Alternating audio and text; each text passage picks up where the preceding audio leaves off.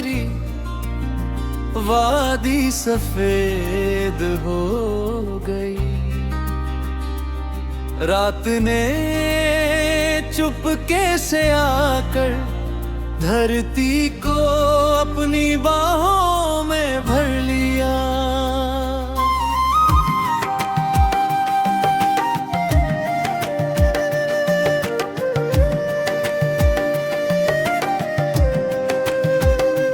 लकड़ी की उस छोटी सी कुटिया में एक धीमी आंच जल रही थी।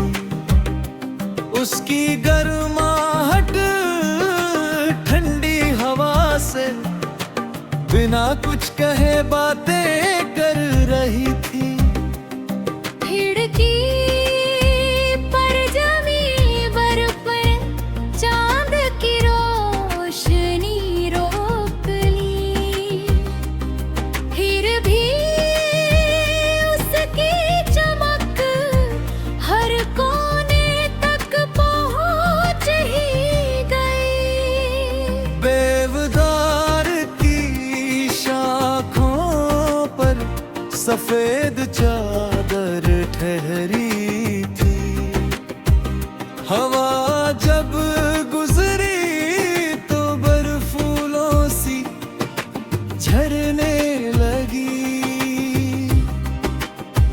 मैंने हथेलियां आँच के पास रखी और लगा जैसे सिर्फ उंगलियां नहीं, मन भी पिघल रहा हो।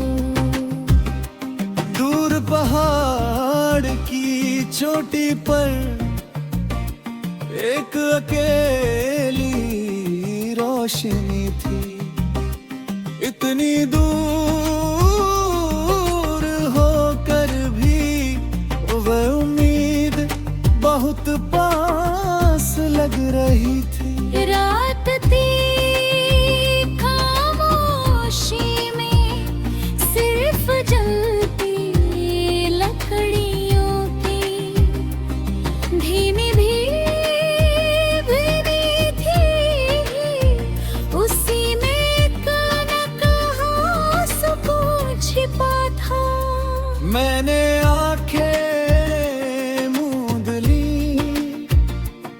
और बाहर गिराती बर्फ किसी मधुर प्रार्थना सी सुनाई देने लगी। चांद बादलों के पीछे से धीरे धीरे निकला। सफेद धरती पर उसकी रोशनी स्वप्न सी बिखर गई। आज कोई जल्दबाजी नहीं थी, न किसी मंजिल की चिंता। बस इस शांत रात को जी भरकर महसूस करना था।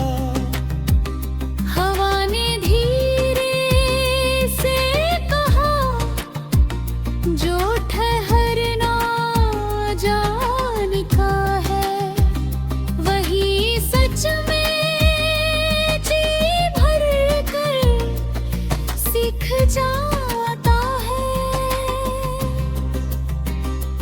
दूर कहीं एक छोटा सा झरना बर्फ के बीच भी धीरे धीरे बह रहा था।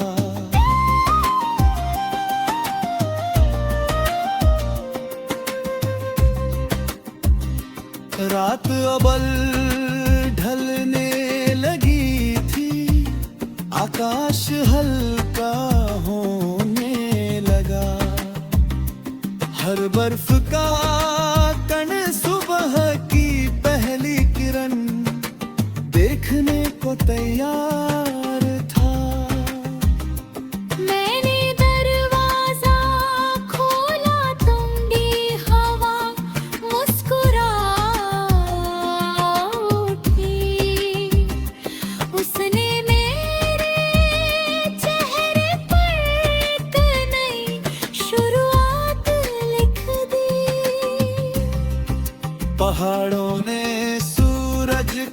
स्वागत किया। सफेद वादी सुनहरे उजाले में धीरे धीरे खिलती। अगर कभी जीवन की तपिश तुम्हें भीतर से थका दे,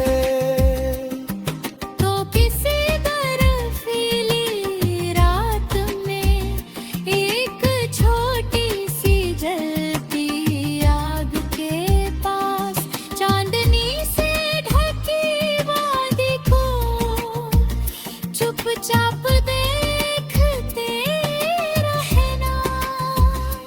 तब समझ में आएगा सुकून हमेशा गर्मी में नहीं मिलता।